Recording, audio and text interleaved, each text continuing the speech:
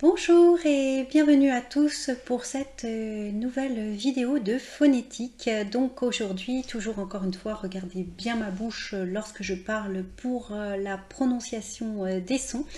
Donc encore une fois, nous allons faire une vidéo sur la prononciation et notamment sur une question qui m'a été posée par mes élèves. Et notamment cette question était quand est-ce que l'on prononce la consonne finale ou pas. Alors, bon, j'ai beaucoup d'élèves qui sont anglo-saxons et donc ils prononcent l'été, par exemple, il fume au lit, pour dire il fume au lit. Euh, Importante, pour dire important. Beaucoup de personnes, alors je dis des élèves anglo-saxons, mais j'ai aussi des élèves italiens qui font cette faute de prononcer toutes les lettres.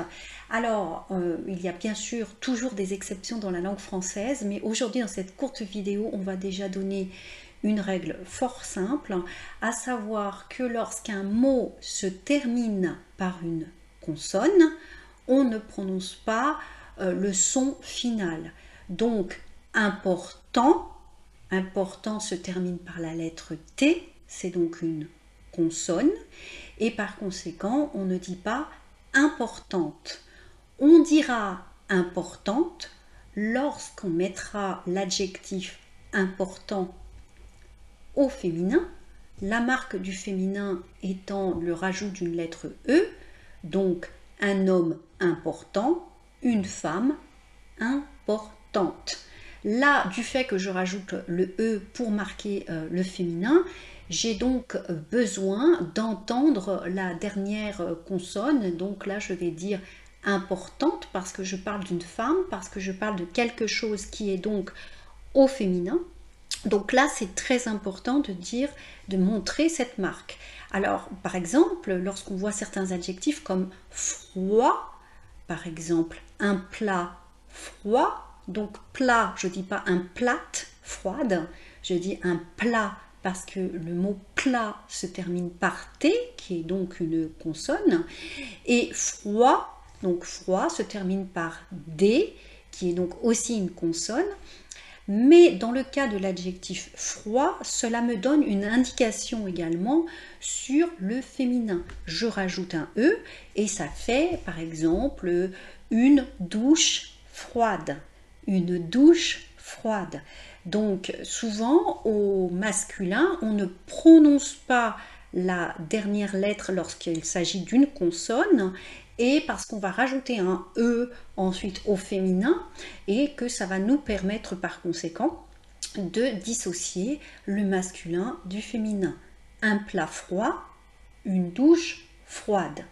Si vous prononcez le D, parce que vous voyez le D, on va croire que quand vous dites par exemple un plat froide, on va croire que vous confondez le masculin et le féminin, alors que pas du tout, c'est juste dans votre présentation, dans votre prononciation, vous avez voulu prononcer le D parce que vous l'avez vu, mais en réalité, il ne faut pas le prononcer au masculin, il faut le prononcer uniquement au féminin.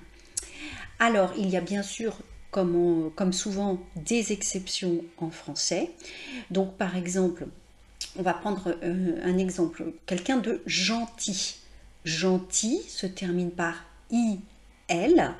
Et en fait, vous avez, on ne dit pas gentil. Hein, beaucoup de personnes me disent gentil, un garçon gentil. Non, on dit un garçon gentil.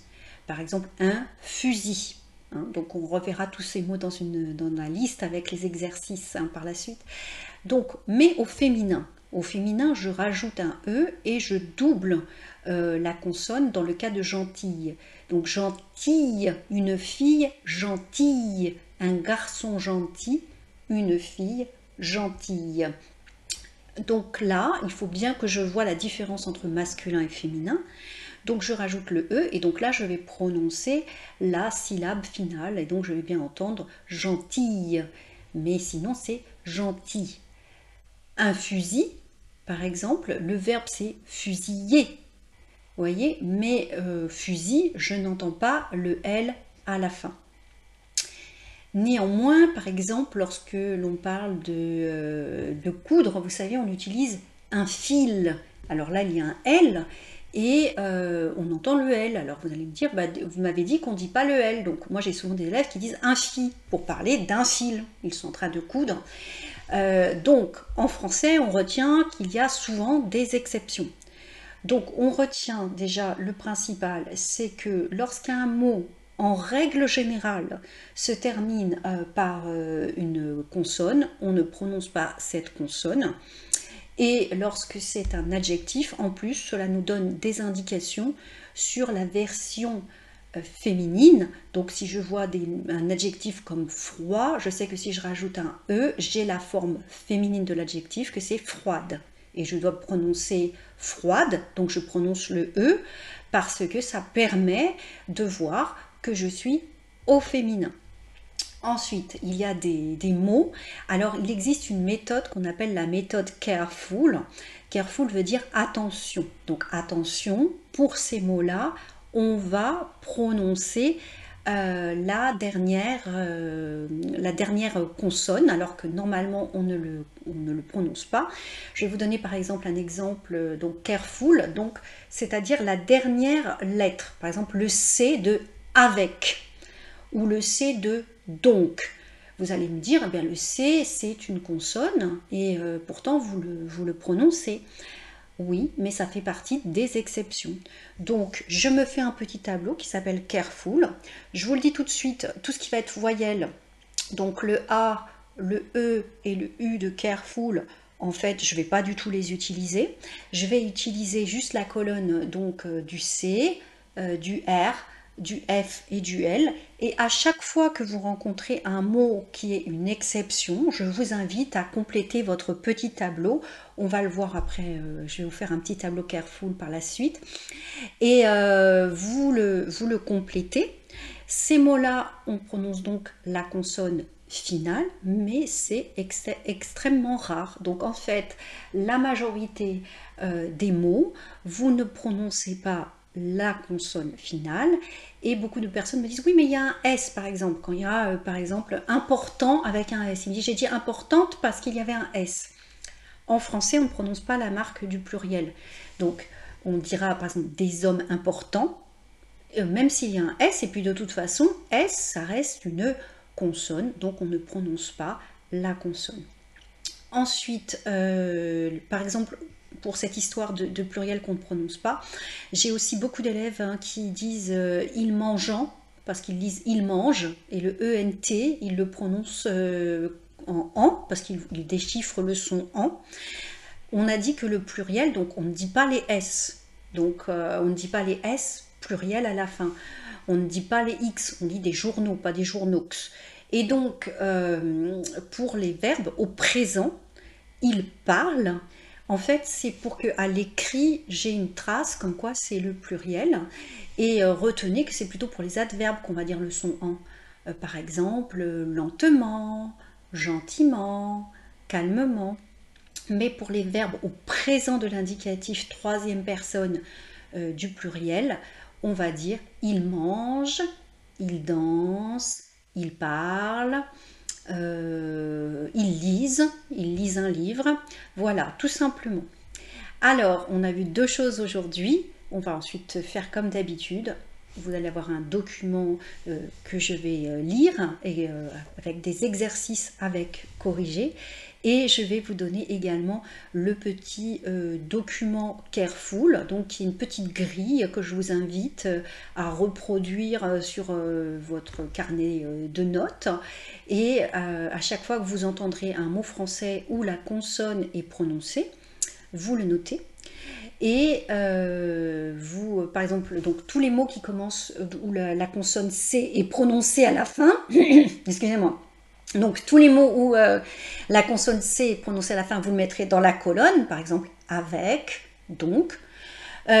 Tous les mots où par exemple la lettre L seront prononcés, par exemple fil, vous mettrez dans la colonne L.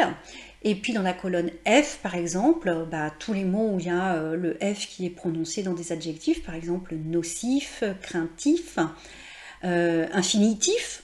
eh bien, vous le noterez pour vous rappeler, ah, ces mots-là sont des exceptions, mais en temps normal, je ne prononce pas la consonne. Donc, lorsque je vois par exemple, il dort dans son lit, ce n'est pas il dort dans son lit.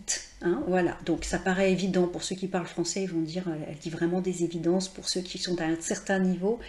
Mais n'oublions pas que les vidéos de phonétique sont aussi pour les personnes qui débutent et qui découvrent le français. Alors, je vous retrouve pour la lecture et pour le document écrit, et puis nous allons ensuite faire les exercices, et puis ensuite nous allons développer également la petite méthode Careful. Et voilà pour aujourd'hui. Je vous remercie et n'hésitez pas à vous abonner à cette chaîne si vous aimez le contenu, et n'hésitez pas non plus à liker la vidéo, ça m'aide beaucoup. Et puis qu'est-ce que je voulais vous dire? Bah écoutez, n'hésitez pas aussi à regarder les autres vidéos, hein. J'essaie de le faire par ordre de difficulté croissante. Donc nous avons vu dans les précédentes vidéos comment prononcer certaines voyelles. Ensuite on a commencé avec les consonnes, donc il paraissait logique là de parler de la consonne finale non prononcée et dans quel cas on prononce cette consonne. Je vous remercie de votre attention et je vous souhaite une agréable journée ou soirée, je ne sais pas quand vous regardez cette vidéo. À bientôt.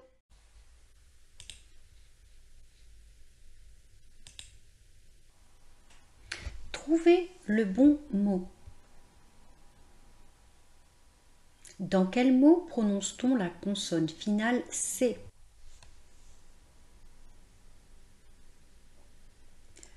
Tronc, blanc, zinc, lac.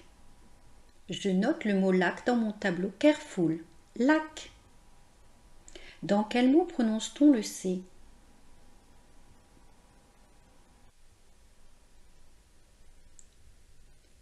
Franc, estomac, tabac, hamac. Je note le mot hamac.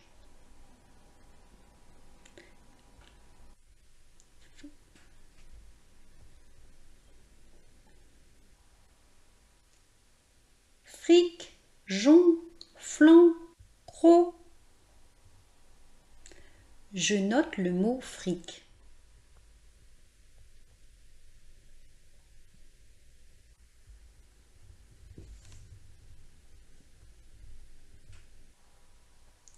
Manger, boulanger, impair, pommier. Je note le mot impair.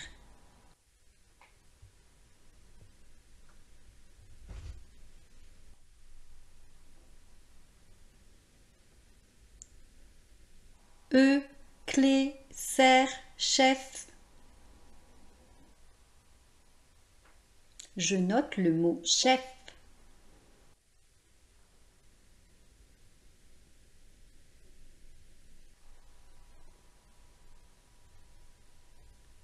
Gentil, fusil, outil, fil. Je note le mot fil.